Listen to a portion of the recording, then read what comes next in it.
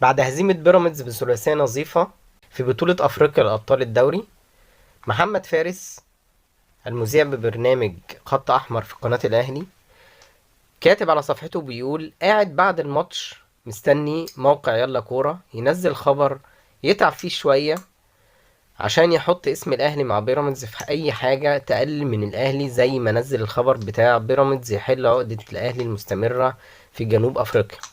ده طبعا لما جنوب افريقيا كان صن داونز غلب الاهلي، وبيراميدز تعادل مع صن داونز.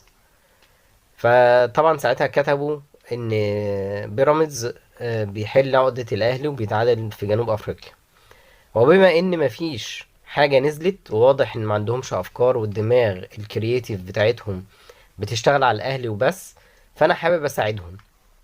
بيقول محمد فارس: كان ممكن